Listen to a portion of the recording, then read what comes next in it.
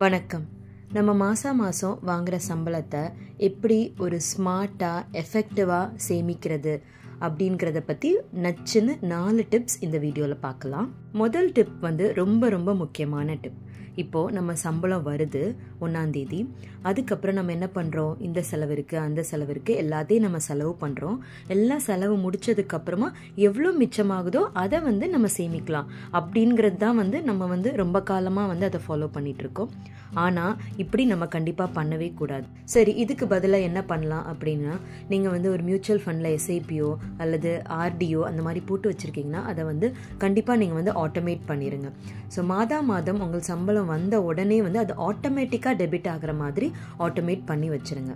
அப்போது நம்மளோட கண்ட்ரோலில் அந்த பணம் இருக்காது, ஆட்டோமேட்டிக்காக அது சேமிக்க போயிடும். சரி, அப்படி உங்களால் எல்லா விஷயத்திலையும் ஆட்டோமேட் பண்ண முடியாது. அந்த மாதிரி நேரத்தில் என்ன பண்ணுங்கள், உங்களுக்கு சம்பளம் வர்ற அக்கௌண்ட்டை நீங்கள் செலவழிக்கிறதுக்கு வச்சுக்கோங்க. அதிலிருந்து நீங்கள் எவ்வளோ சேமிக்கணும் அப்படின்னு வச்சுருக்கீங்களோ அந்த ஹோல் அமௌண்ட்டை எடுத்து இன்னொரு பேங்க் அக்கௌண்ட்டில் நீங்கள் போட்டு வச்சுருங்க. இப்படி நீங்கள் பண்ணும்போது நீங்கள் சேமிக்க வேண்டிய அமௌண்ட் இன்னொரு பேங்க் அக்கௌண்ட்டில் இருக்கனால அதை நீங்கள் செலவழிக்கிறதுக்காக தொடவே மாட்டீங்க.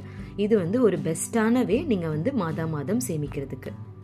சரி, அடுத்த டிப் என்னன்னு பார்த்தீங்கன்னா, இது ஒரு 30-day ரூல். அதாவது இம்பல்ஸ் பையிங் அப்படின்னு சொல்லுவாங்க. அதாவது ஒரு ஐட்டமை பார்த்த உடனே, கடையில் பார்த்த உடனே ஓகே நமக்கு இது இல்லையே நம்ம இதை வாங்கிடலாம். ஒரு புது ஷூவோ புது ஃபோனோ அல்லது ஏதோ ஒன்று நம்ம டக்குன்னு பார்த்த உடனே நமக்கு ரொம்ப பிடிச்சி போயிடும், நம்மக்கிட்ட காசும் இருக்கும், உடனே வாங்கிடலாம் அப்படின்னு சொல்லி நம்ம வாங்கிட்டும் வந்துடுவோம். அப்படி நம்ம பண்ணாமல் என்ன பண்ணலான்னா, ஒரு பொருள் பார்க்குறோம் அப்படின்னா ஒரு 30 நாள் நம்ம வெயிட் பண்ணணும். அதை நம்ம யோசிச்சு பார்க்கணும், இந்த ஐட்டம் நம்ம வாங்கிட்டு வந்தால் நமக்கு உபயோகமானதாக இருக்குமா, நமக்கு இது ரொம்ப அவசியமாக தேவையா, அல்லது இது நம்ம வெறும் ஆசைக்காக தான் நம்ம வாங்கணும்னு நினைக்கிறோமா அப்படிங்கிறது அந்த ஒரு 30 days நீங்கள் டைம் கொடுத்தாலே உங்களுக்கு தெரிஞ்சிடும் அது ரொம்ப அவசியமா இல்லையா அப்படின்னு. அப்போ அதுக்கப்புறம் ரொம்ப அவசியம்னா போய் வாங்குங்க. முக்கால்வாசி ஐட்டம்ஸ் நம்ம அந்த 30 நாள்லேயே நமக்கு தெரிஞ்சு போயிடும், ஓகே இது நமக்கு அந்த டைமில் ஆசை வந்தனால தான் நம்ம வாங்குகிறோம், நமக்கு அது தேவை இல்லை அப்படிங்கிறது உங்களுக்கே தெரியும். அப்போது நீங்கள் அதை செலவழிக்கிறத நீங்கள் அவாய்ட் பண்ணிடுவீங்க. சரி, 3வது டிப் என்னன்னு பார்த்தீங்கன்னா, நம்ம எல்லார் வீட்லேயும் முக்கியமான வாங்குகிற ஐட்டம் மளிகை ஜாமான், அந்த மாதிரி வீட்டு உபயோகப் பொருட்கள் அந்த மாதிரி நம்ம வாங்குகிறோம், மாதம் வாங்குகிறோம்.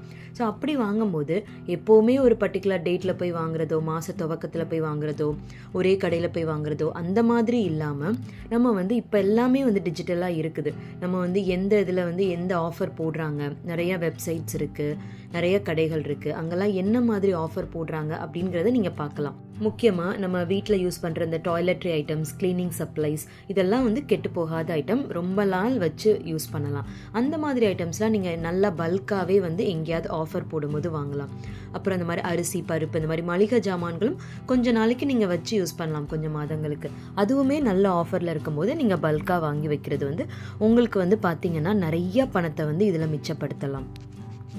சரி, 4வது டிப் என்ன அப்படின்னு பார்த்தீங்கன்னா, மினிமலிசம் அப்படின்னு என்ன அப்படின்னு பார்த்தீங்கன்னா, இது நம்ம கஞ்சத்தனமாக இருக்கணும், எதையுமே வாங்கக்கூடாது, எதையுமே உபயோகப்படுத்தக்கூடாது அப்படிங்கிறது கிடையாது.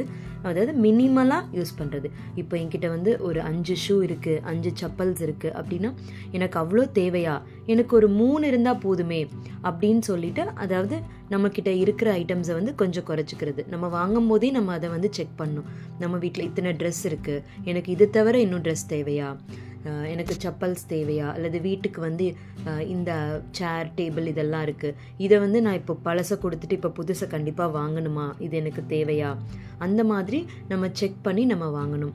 அதாவது நம்ம மினிமலிஸ்டாக இருக்கும்போது நம்மளோட மைண்டுமே ஒரு ஸ்ட்ரெஸ் ஃப்ரீயாக இருக்கும். நம்ம வீடு ஃபுல்லாகவே நிறைய பொருட்கள் வாங்கி வச்சுருக்கோம் அப்படின்னு பார்த்தீங்கன்னா, நம்ம அதை க்ளீன் பண்ணுறதுக்கே நம்ம நிறைய டைம் வேஸ்ட் பண்ணுவோம், நம்மளுடைய எனர்ஜி வேஸ்ட் பண்ணுவோம்.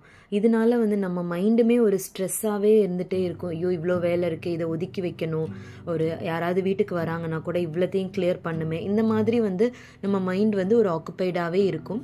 அதனால எப்போவுமே மினிமலிஸ்டாக இருக்கிறது நம்ம பணத்தையும் சேமித்த மாதிரி இருக்கும், நம்ம மைண்டும் ஸ்ட்ரெஸ் ஃப்ரீயாக இருக்கும். சரி, இந்த வீடியோவில் இவ்வளோ நேரம் நம்ம பணத்தை மிச்சம் பண்ணுறதுக்கு ஸ்மார்ட்டான 4 டிப்ஸ் பார்த்துருப்பீங்க. இது உங்களுக்கு ரொம்பவே உபயோகமானதாக இருந்திருக்கும் அப்படின்னு நினைக்கிறேன்.